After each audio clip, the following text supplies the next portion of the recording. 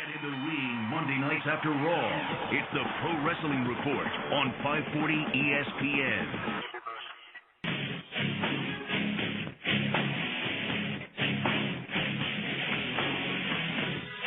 Welcome, ladies and gentlemen, to the Pro Wrestling Report on 540 ESPN. It's Monday night, December the 1st, 2008. Damian Nelson here alongside the man they call Meathead and the Cause, Frank Cosentino.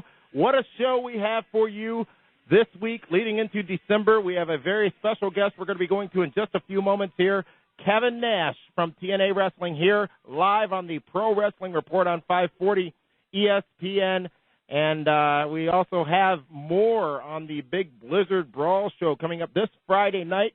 Special guest in studio coming up later, Dave Hero, as well to talk about that show. And we've got all the latest professional wrestling news and information for you as well. So, without further ado, let's get right down to it. Ladies and gentlemen, please welcome to the Pro Wrestling Report on 540 ESPN, the legendary Kevin Nash. Kevin, welcome to the Pro Wrestling Report. Thank you. You guys better watch out playing that Diesel music. You might get a cease and assist. We expect such things. Kevin, thank you so much for joining us late night here on Monday. Obviously, busy time in your career, working with TNA Wrestling and coming to Milwaukee coming up just at the end of this week for the Big Blizzard Brawl show. Let's talk about that. Let's talk to our listeners all over the world at PWRshow.com and here in southeastern Wisconsin on 540 ESPN. Just give us a brief synopsis as to how you got your start in the professional wrestling business back in around, looks like 1990 or so. Yeah, I actually was broken in by Jody Hamilton down in Atlanta. It was pre-power plant. It was kind of they had an agreement where WCW guys would work there. Actually, back then it was actually the NWA, and that's kind of where I got started. And I got my start at the Clash of Champions in '90. And we said legendary. I mean, you've been 5-time WCW champion. You were WWE champion as well. You've been on the top of all the major wrestling companies that have just about ever existed. Obviously, wrestling now is drastically different than when it was when you first got into the business, and even when you were as WCW and WWE champion. Currently, obviously, working with TNA Wrestling. What is the good and the bad about the business right now as you see it? Well, when I got in the business, the marks were in the ring. I mean, the marks were in the crowd, and now the marks are in the ring. So yeah, it's just different. I mean, I walked in the ring and walked in the locker room for the first time, and there was nothing but men in the locker room. Guys like Rude and Henning, and you walk in the locker room now, and it's there's a lot of young kids. So it's just it's different. Is there still the opportunity for these young kids, as you say, to do as most other professional wrestlers did, which is pay their dues, as everyone says, across the country on the independent shows, on the independent circuit, which is vastly different now than it was back in the day? Or has wrestling changed that much where this is just the state of the business? I mean, definitely. I mean, I think everything's is cyclic. I think right now if you're a young guy that's breaking into the business and think you're going to make a bunch of money when the economy's the way it is, it's no different if you were to break into Wall Street or anything else. I mean, you've got to pretty much look at what the economy is. I think there's some great young talent. I've got a chance to get out and get touches with AJ and Joe, and I think those are guys that are going to be around for 20 years after I'm long gone. There's some great young talent. I think the Motor City Machine Guns are very talented. I'm a big fan of Robert Roode for us. I think that there's young talent there, but it's just, you look at Edge, and when Edge came in with Gangrel and that group, and you look how long it took him to become elevated. It took almost 5 years for Edge to become that main event guy. And that took, 2 or 3 years of kind of in that mix before he really kind of shined out of that. So, it's, there's a long long period it takes for the crowd to really buy into a character and to change loyalties to a character, and it's a process. And if anybody thinks that that you can hotshot some guy and make him you can push him and make him popular, I think that number one, I think the fans have gotten way smarter. Yeah. The fans are just very, very smart to how the process works, and we use it, but we've said for a while that the internet ruined wrestling. It's like anything else. I mean, you could say, the internet ruined wrestling as much as paparazzis, killed the fact that you could become a star in anything. I mean, it's a transgression of what happens in life. I mean, if you don't evolve, then you become a dinosaur and you die and you become extinct. So you either evolve with technology. The thing is, in wrestling, everybody's an expert. And to my knowledge, almost 90% of the people that write sheets or involved in sheets have never had a match. Right. Yeah. It'd be like somebody that's never cooked a meal sitting telling me that I'm a bad chef. Valid point. This is the Pro Wrestling Report on 540 ESPN. Guys, you can join us all over the world on the PWR phone lines. The number locally here in Milwaukee is 276-ESPN, or if you're listening on the stream at pwrshow.com, you can call us at 1-800-990-ESPN. We'll take your questions for our guest right now, Kevin Nash, here on the show. Now, Kevin, you've been very vocal as of late about some of the good things and some of the bad things about TNA. We've had a lot of TNA talents on this program in recent weeks, such as Kurt Angle, Christy Hemme, the Motor City Machine Guns, Consequences Creed, and others. And, we've been to the Impact Zone. We've seen TNA, and it is certainly the other company right now as it pertains to wrestling fans. And one of the recent comments that you made was TNA struggling to get noticed. How do you think TNA should go about making sure that they get on that wrestling fans to the tip of their tongue and get in that vocabulary of it's not just WWE out there? Well, I mean, I remember when WCW was number 2, and we ran billboards with Sting's face on it in Times Square, and we ran one right across from the WWE's headquarters, and we went out and spent some money, Yeah. It's kind of what you have to do. The product is definitely there, and we get a lot of heat, actually, for talking as good as we do about TNA, and I don't understand that. But, what really happened was when we had the opportunity to go down to TNA Impact taping and to see the difference in the two companies was very obvious there, because TNA truly appreciates their fans. And if you go down the Impact Zone, you haven't paid to get in. You haven't necessarily bought merchandise or anything like that. They truly appreciate their fans and have this respect for the people that actually spend their time watching the product, which is what you don't get in WWE. Now, at the same time, WWE has this elitist kind of attitude to them, which they deserve to have, to be honest. But TNA has done the advertising. They've brought in the big names, and a lot of people have said that these big names haven't done anything. Now, everyone expects that the minute you sign a Christian Cage, the minute you sign a Mick Foley, that the ratings are going to shoot up to, 3 or 4 times where they are that week.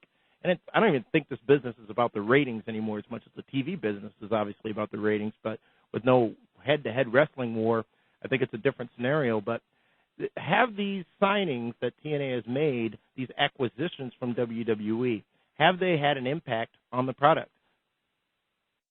I've always made an analogy that if you did The Godfather tomorrow, you shot the exact same film with Brando and Pacino and everybody else, and you spent $0 on publicizing the fact that this movie was coming out. You just put it on a couple of theaters and hope that it caught. Would The Godfather be what The Godfather is? Every big budget movie I've been on, whether it was The Longest Yard or Punisher or whatever else, even The Punisher, which was only probably a $60 million budget movie, they had $17 million for publicity. $17 million is a lot of money. Oh, yeah. And you can run a lot of ads. We should be running ads on SmackDown. We should be running ads on Raw. I watch it. I don't see it. Yeah. So, it's the bottom line is at one point not too long ago, there was a 5 watching us and a 3-4 to 3-6 watching them. But there was an 8 or 9 between the two companies on a Monday night on a basis. Every week. Right. Right now there's about a 4 watching wrestling. Well, that 5 went somewhere. It didn't die because it's an 18 to 35 demographic. Mm-hmm. So there's some, like I've said, I've walked through airports for the last 4 or 5 years, and people have said, "Hey, Kevin Nash, what are you doing now?" They're not aware of where I am. They're not aware that I'm on, that I'm on Spike TV and that I'm wrestling. So I don't know. I think that the guys in the ring are doing everything they can to bring notoriety to our brand. I just think we need to go out and brand it. So we're speaking with Kevin Nash on 540 ESPN Pro Wrestling Report. Kevin, let's switch gears just a second. You still, let's say, go to sleep and sing Rocky Top before you go to bed? No, I actually think, thank God, Fulmer's gone.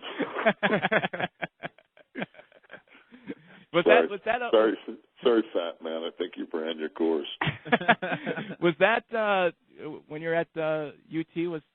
What was it like playing basketball back then?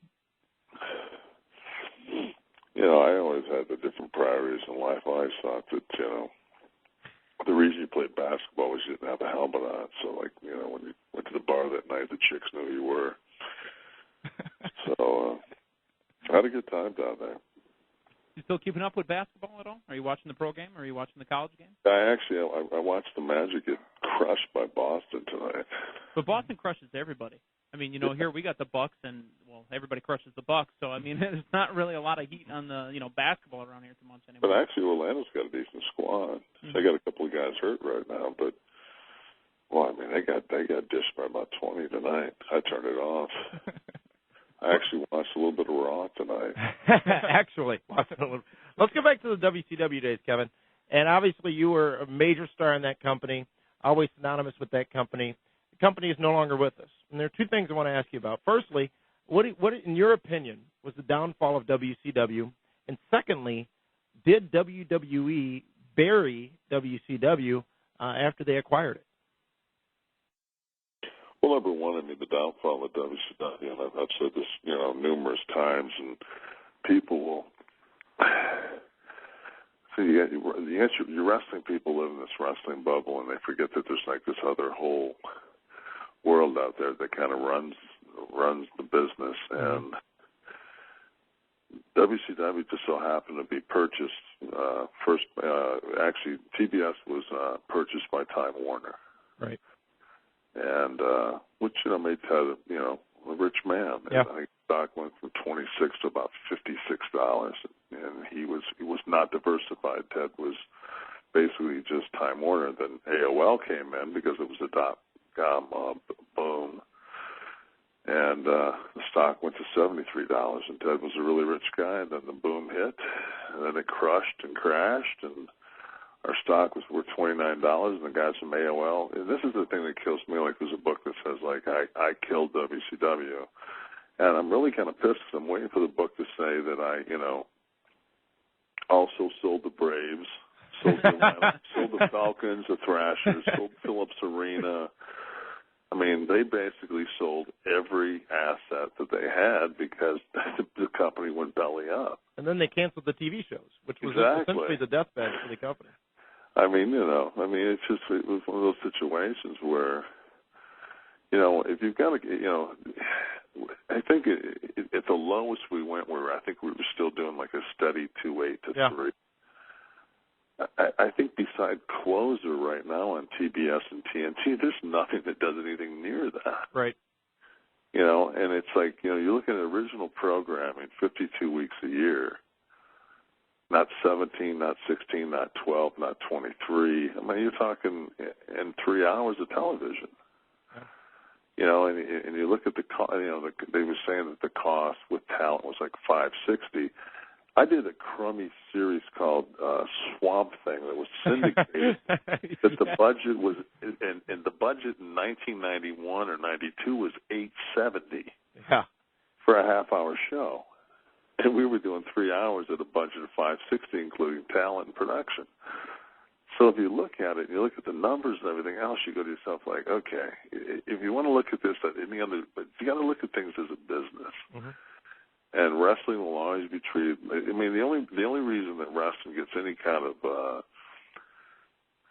respect is because Vince demands it. You know, Vince goes in and smacks those people from box around and says, you're just going to take a show, we're going to put it out here, this is what we're going to do. And, you know, that's the way Vince runs the show. And, and, you know, he walks in there, and when he walks out, they're just happy to have him because he does do numbers. I mean, I think they're the top-rated show on that on the network they are in SmackDown. Yeah, and that was similar to the situation you were just describing about the business aspect of this. And that's the piece that, as you said, a lot of wrestling fans don't get, is that there was all those business dealings. And even before that, when the corporate heads of Time Warner came in and wanted to make some changes to WCW that didn't make any sense to wrestlers or wrestling fans, you know, it wasn't one move or one person that caused the demise of WCW. Well, it was basically that the company didn't want to have anything to do with it anymore. Well, number one, they came in and they brought in standards and practice now that came into the booking meetings. Yeah. Well, you know, and I remember one time we were sitting there and Barrett Bishop says, why are they gaining ground? I says, we just had to can Lenny and Lodi, and they've got Val Venus, a porno star, Jeff Jameson in the shower. Mm-hmm. I said, you tell me if you're a 17-year-old guy which one you want to watch. Yeah. You know, it's just it's simple. You know, two things sell and always will sell: sex and violence. Those are things that will always sell in our business, even in today's economy. And alcohol, booze. Absolutely. You know what? You go by the economy. We can be in a depression. On a Friday night, you won't be able to park in the best strip club in town. You won't find parking. I mean, that's just the way it is. People are going to still escape. People will still go to movies. People will still try to escape the doldrums of their life. That's just the way it is. And wrestling is escapism. The second part of that question, before we take a quick time out, was, did WWE bury WCW once it acquired it? Did they handle the acquisition well? Did they present the brand as it should have been presented, in your opinion? Well, I mean, to me, they could have got 3 years of TV out of just the war. But what they did was they basically, you know, and I look at it from a WWE standpoint. If you just conquered the Confederate Army and had them, you know, turn their arms over to you, would you the next day give them the arms back and say, okay, now we're going to go head to head at this next pay-per-view. We're going to split 5 matches apiece.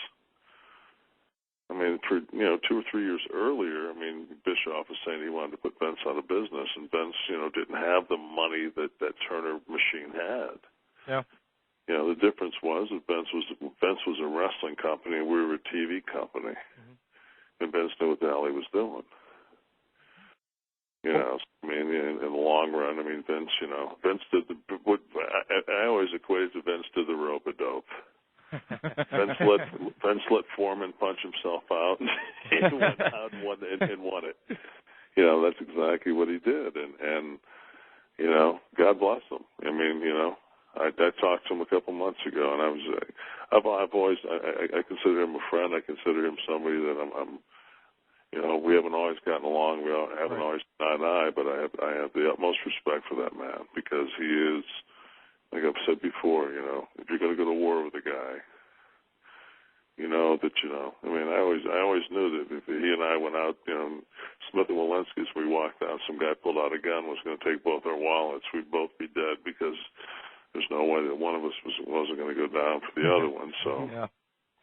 Well, this is Kevin Nash on the Pro Wrestling Report on 540 ESPN. We're going to take a brief timeout. When we come back, we're going to play Word Association, talk about this Friday's Blizzard Brawl coming to Milwaukee, and talk about the day NWO invaded WWE. This is the Pro Wrestling Report on 540 ESPN. Get in the ring Monday nights after Raw. It's the Pro Wrestling Report on 540 ESPN.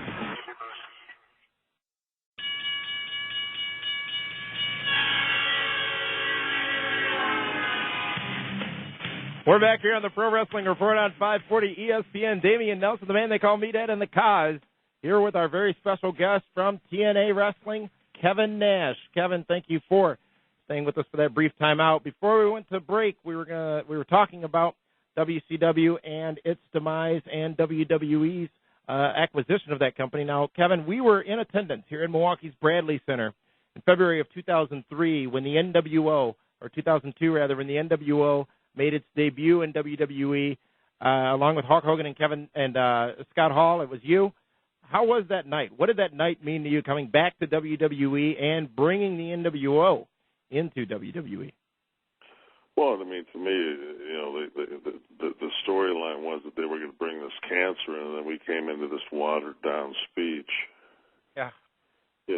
But I mean, I know that when I walked out that night, I was like, wow, the Beatles at Che. I mean, we were pretty over. Oh God, yeah. Yeah. Did anybody expect that? Because it was deafening in the Bradley Center. I remember. You know what? We left Rock and Austin Lane and Joe Louis, and I've got a picture that's like a beauty shot. That's like 17,000 people standing, cheering with their two top baby faces laying, and then we go to the Rosemont, and Rock and Hogan go nose to nose, and they chant Hogan. It was one of those deals where, like, what almost put them out of business was in front of them once again, and it was stronger than what they had. Yeah. And, I mean, if I was one of the guys that worked for the company at that time, I would have walked into events and said, let me get this right. These guys are going to beat us at WrestleMania. Mm-hmm. These guys that will almost put us out of business.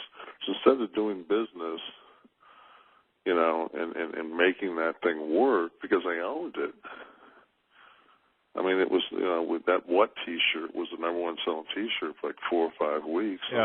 And in 3 days we were outselling that shirt. So, I mean, it's one of those situations where, once again, the boys dictated over business what was right. Originally we were supposed to beat Austin and then screw The Rock. It turned out Austin beat me and Scott, and Hogan turned babyface and beat up me and Scott again. Mm-hmm. And it seemed as if it makes sense. It seemed as if that was one of those situations where WWE actually did react right away. And we saw that the NWO and WWE thing last for a couple months. I mean, obviously that big match at WrestleMania involving Hogan and Rock has long been talked about. But that was one of those things where, it seemed like catch them off guard, a little bit by surprise. And I tell you, I didn't know what to expect being there in the arena that night, and just actually when the moment hit, it's like, wow, this is pretty historic to have not only the NWO, but to have Hulk Hogan, Kevin Nash, and Scott Hall back here in the WWE where it all, was at the time with WCW being gone. It was a pretty special night. Yeah, it was for me. I remember, like, in the back, there's few nights in my life that when I was behind the curtain that I felt like I had a lightning bolt come out of my ass, and it was one of those nights just, it was like, God, like I could have, it was incredible. It was, you could feel it, just that electric energy in that building. And when we came through that curtain, it was just like, whoa. I said, man, like this, it was better than we thought it would be. Mm-hmm. And then we came out, we hit at the end of the night, and, we grounded Steve and got heat on him. And, it was just one of those nights where you look at it and you go, phew. In retrospect, you look at it and go, there's so few nights like that in your life. But, they went other ways with it. That's not my call. Mm-hmm. I mean, we can all say, what if this and what if that and what if that, but that's not the way it happened. But we did have that night. We had Joe Louis. We had Rosemont. I mean, you put The Rock, who was the hottest babyface, in an ambulance and smash it with a truck, and the crowd cheers. Yeah, but then unfortunately, The Rock was back next week. Kid's resilient. Samoans are tough. That was your second run in WWE. Tell us, reflect back on what you would have to say would be your greatest moment in your WCW years. WCW? Oh, my greatest moment, WCW. Or at least the moment you remember most, the most memorable moment of your time in WCW. I think the first night coming out with Scott, because Scott and I were such good friends in New York, and we were like, we were truly outsiders. Yeah. I mean, that locker room, you talking about despise. because every time we open our mouth, our sentence started with, "Well, up in New York." Oh yeah, I hate that. Go to any company from another. Hey, speaking of up in New York, when you did the impression of Vince McMahon, did you call Vince and let him know that you're going to be dressing as him? It was a nice wig, by the way. They sprung it on me, but see, I actually snuck in my own line. I said, "I don't know why I'm doing this. I guess I'm just burning a bridge," which I thought was funny. But clearly not, because it seems as if there's almost no way to do that nowadays in wrestling. But you know what? I think that he gets it. I think that that he knows the people that truly respect him. When stuff goes wrong, there's people that reach out to him when he's in. Whenever he needs somebody, I think there's certain guys that he knows he can count on. So it's just, I mean, I always say this that there was Vinny Vegas, there was Oz, there was Master Blaster, and then when I walked into Greenwich, Connecticut, into his house, and he looked at me, I became Diesel. And with Diesel, I made money, and Diesel, I live on the ocean because of Vince McMahon, nobody else. So. And you talk about that, the outsiders in WCW. That was, back when, it was done brilliantly by WCW up till, I believe it was Bash at the Beach when you and Hall put Bischoff through the table. You just hadn't seen stuff like that yet. That was before McMahon got stunner. That was before all that. And it was just so cutting edge then. It had that, what it was is, it had that feeling of realism. Yeah. Mm-hmm. Where guys would watch a show for 2 hours and go, all this is bull crap. Right. But those guys with those aluminum baseball bats at the end. I remember one time Bischoff came to me at the end of the night. He goes, "We got this thing red hot. This WCW is red hot." And I said, "God, dude, you didn't even get it, do you?" I said, "Do you understand that 2 guys from the WWF have come into your territory, and we held 50 guys at bay tonight, and the people bought it?" Yeah. Like that's how your company's perceived. like the 2 top guys from New York can come into your company and take it over, and it's believable. I said there's where we're at. He looked at me and goes, "God, you're right." Did it feel surreal? It was surreal. I mean, to me, it was like when and that was basically Eric's idea. It was a kind of a rehash of a Japanese angle that they did. And where guys jump from, I think, All Japan to New Japan, or vice versa. And he ran it by me, and I said, "Yeah, okay, that And as it progressed, it became so organic. But he had that vision. It was Eric's vision, and mm-hmm. Kevin Sullivan was booking at the time, and Sullivan booked heat. So he wouldn't let that heat dissipate. He just let that. To the point where it was like, who is going to stop these guys? And when Hogan came down, it's like, oh, God, here's our savior. And nobody, we're marks, we'll admit that. But, even at that time, you couldn't have called that was going to happen. Nobody knew it was going to be Hogan. It seemed like he was coming down to save. I think it was Randy Savage. And the ring just littered. Littered. Oh, God, it was, it was that 1960 heat where guys got shivved going back. I actually knocked the guy out in the ring that night. Yeah. Okay, Mean Gene Okerlund had nothing to do with it. Why did you hit him?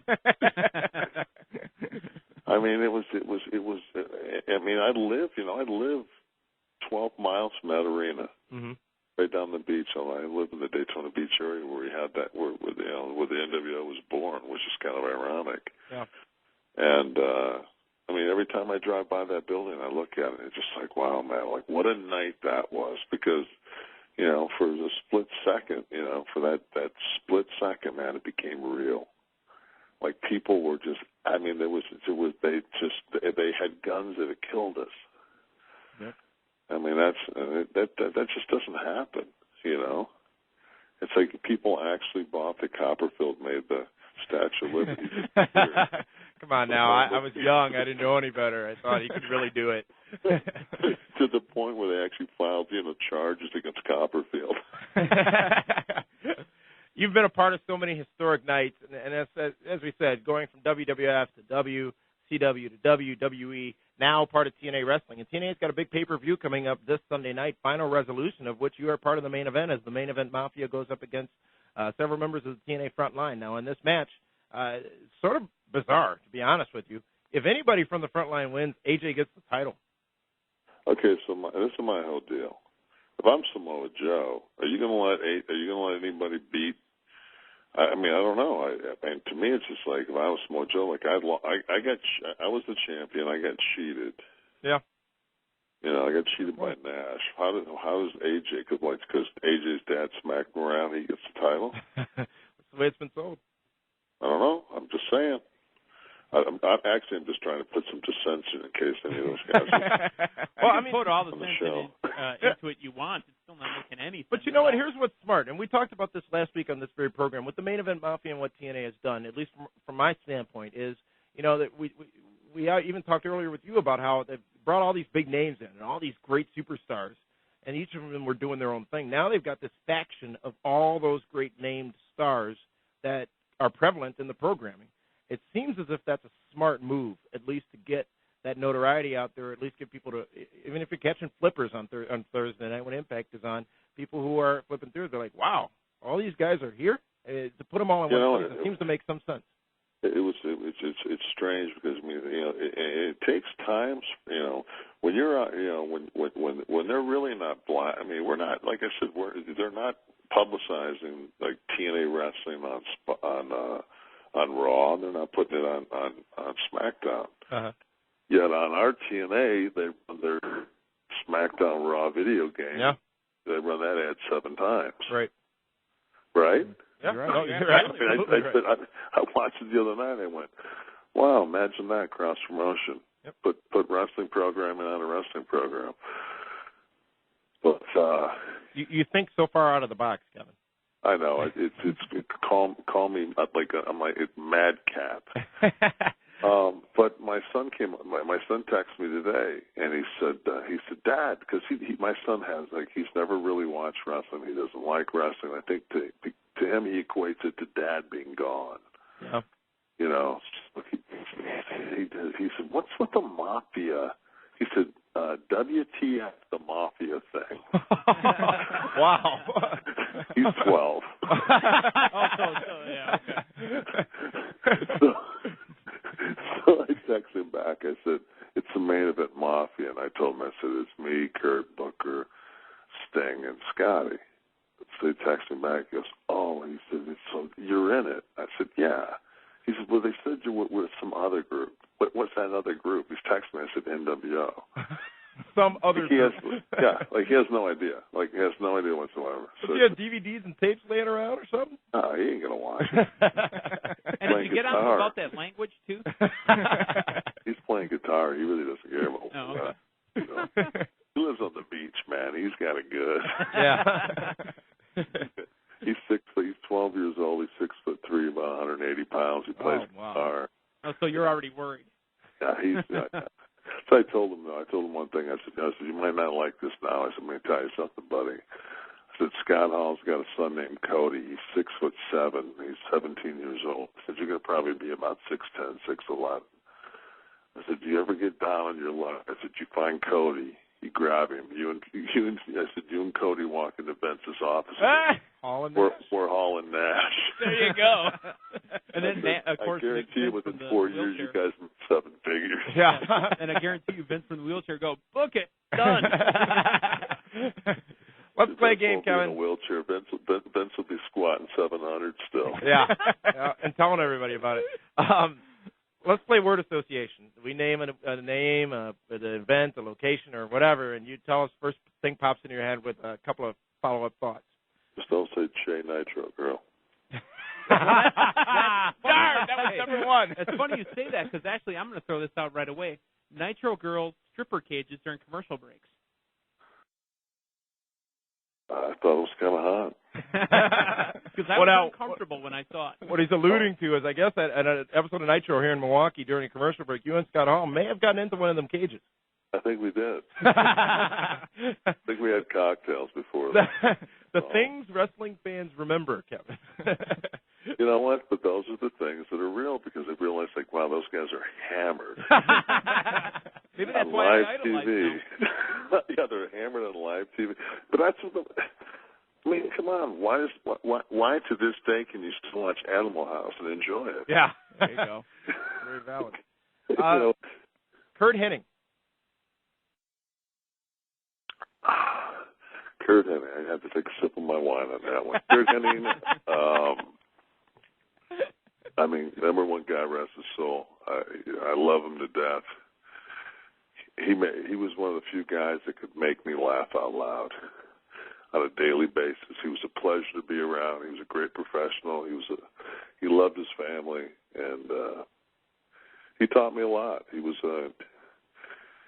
kind of the teacher of Sean, the teacher of Scott. He was the kind of guy that taught those two the business. Basically, he was the Yoda of the clique. Yeah, and you know, he looks great. We still watch him on ESPN Classic and all those AWA clips. As champion, his promos are just unbelievable. That's what I watch it for. I scan through the other most of it, and I just watch Kurt talk. Kurt was great. I mean, Kurt was a couple. You know, Kurt was 5 years ahead of his time. Yeah. Shawn Michaels. Jordan. Michael Jordan of pro wrestling. Unbelievable. Have a match with the guy, and I remember, like, he and I were getting ready to have our run, and we had like 2 or 3 like matches in Europe, and they were kind of the craps. And we had a match in Berlin, and he came up to me and he just said, he said, if I call this thing on the run, can you go? I said, yeah. I said, I'd rather you call it. I said, I don't like laying it down. I said, we know what the finish is. I said, let's just, yeah. I said, if you don't mind, can we call back and forth? And we went out there for about 28 minutes in Berlin and just rocked it. Like, had one of those matches where you come back and you look at each other like, yes. Like, we can take this to Garden. We can take this in the Spectrum. We can take this anywhere. But it took us 3 or 4 to get it because our styles were so completely different. Yeah. And I remember a great match the two of you had. It was at an In Your House. I think it was Omaha. Yeah, good friend. I think it was your last match for WWE. Yeah, my last pay-per-view. The thing was too, people will never give Sean that credit. That was ECW before ECW. We used the fire extinguisher. We used Fashawn's leg. We used through the table, the broadcast table with Fashawn's leg. Yes. Yeah, I mean that was heinous. Fashawn's leg was just as good as the plastic Tyrannosaurus Rex later on. And that match had so much realism to it, though, because you were actually leaving, and they sort of let it out but never really said it. Yeah, and and he kicked me, and he put me down. He went out and cut a promo, and he cut a promo like, I'm here to stay, F you, and there was a lot of emotion there because Sean was, Sean, it to me is just still. I watch him, I'm just like, God, man, he still has so much passion. Yeah. And he's beat up, and he's really beat up. We're all beat up. Mm-hmm. I would love to sit down right now and just and sit in Paul's bus and take a road trip and just tell stories and just watch all of us get up to who gets the next round of beers, just to watch that guy get up out of like a real soft couch and see how long it takes him to get up. Yeah. And that's that's an interesting point too, because there's always that argument out there: is wrestling a sport? Blah blah blah blah blah. But no matter what, so many people downplay the athleticism and the toll that it takes on the body. It's just you go out there night in, night out, and I've never done it, but it's something that needs to be respected. You just go out there and you give your all. You may never have wrestled, but I guarantee you, living where you live, you've walked in a parking lot and slipped and taken a bump and fell up against a bumper of a car. Yeah. I think his last bump was at the Weird Al concert. I was under the influence. You just got to pray you weren't sober.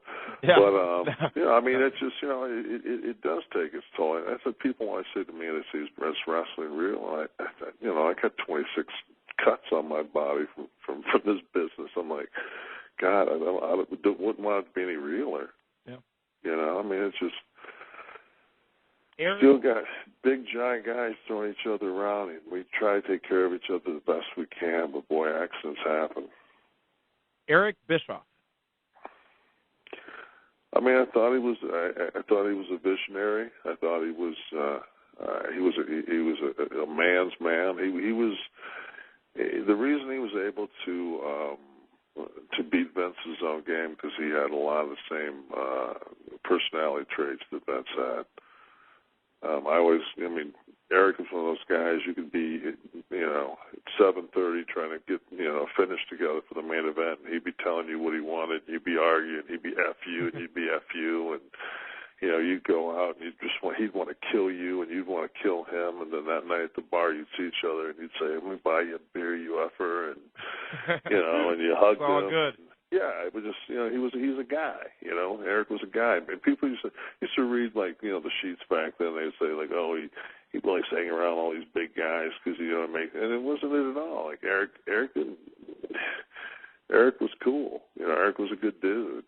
He was fun to hang out with, and he was a man's man, and, that's it's a man's business, and that's why Vince has always had the respect he has. Vince is a man's man, and so is Eric. Yeah.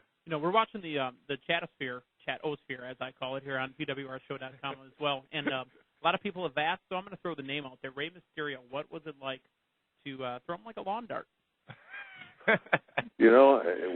When it first happened, because we were really rushed for time because those guys had some matches earlier for another thing. So they came back there, and Ray said to me, he said, I'm gonna jump off, of this railing on top of this trailer. He says, can you catch me and throw me through that window? You don't get asked that every lifetime. Yeah. Just throw me through this window, please. If you don't mind, while you're standing there. Throw me through that window. I said, Ray, there's glass in that window. I said, what? I said, if I throw you against the trailer, I said, can you get your hands out and catch yourself? He said, yeah. Well, he didn't get his hands out. He just took the damn thing, and it was one of those, you know what, man, and to Ray's credit, it was one of those moments that if I talk to 100 people, 95 people will bring up the fact, God, that when you lawn darted Rey Mysterio, and people always try to recreate those situations. Yeah.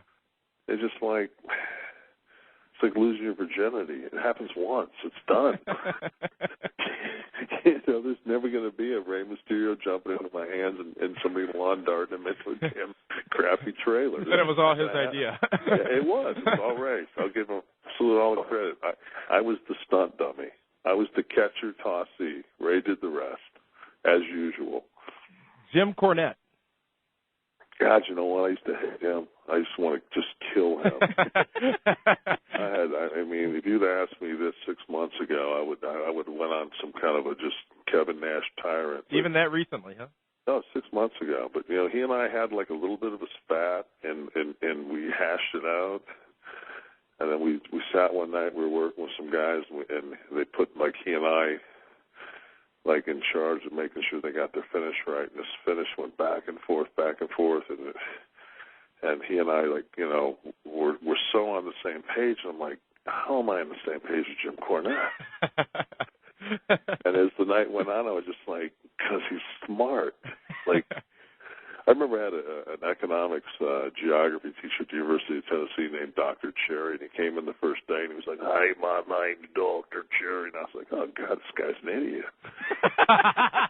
So I was from Detroit, and the guy spoke he sounded like he was going to change my oil. The guy was absolutely brilliant.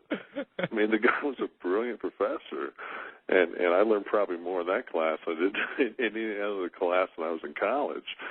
And it's just sometimes Cornette comes across as so so cracker, but at the same time it's like, God, the guy's really got a good brain for the business. And I think in the last 6 months, maybe it took me, like I've told several of my friends, it took me 49 years to grow up.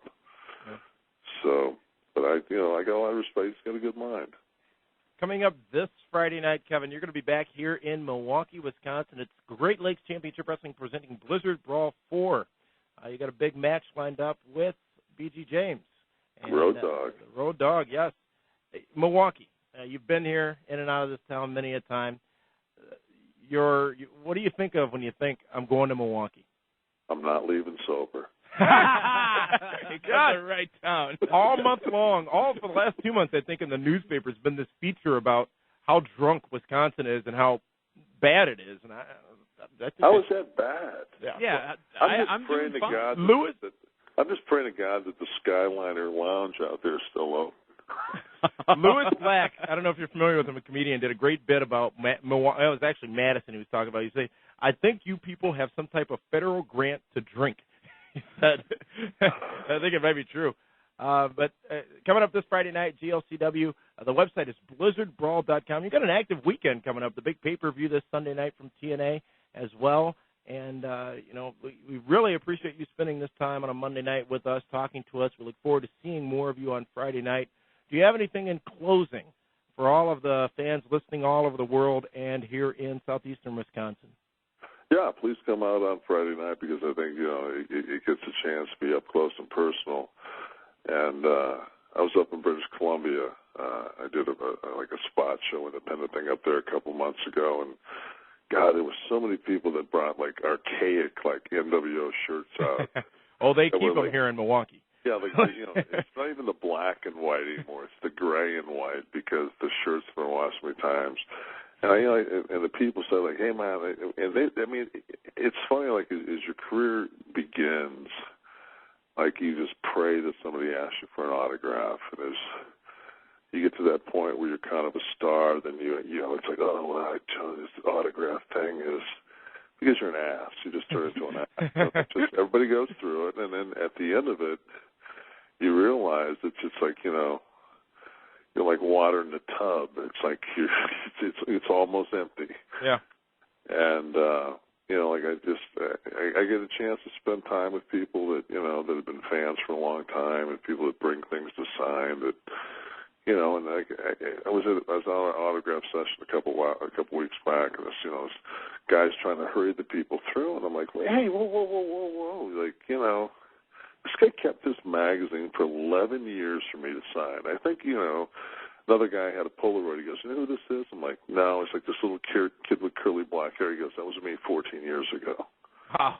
It's a Polaroid. He goes, I didn't get a chance to get signed because they said you couldn't sign because you were in a hurry. Yeah. Wow. And here's a kid that kept me. That means the world to you when you get when it's the end of the run. You realize, because that's what it's always been about. It's always been about the fans. It's you go out to an empty arena, it ain't fun. It's always been about the fans. But it's just early in your career you want it, and then at the end of your career, man, you finally appreciate it.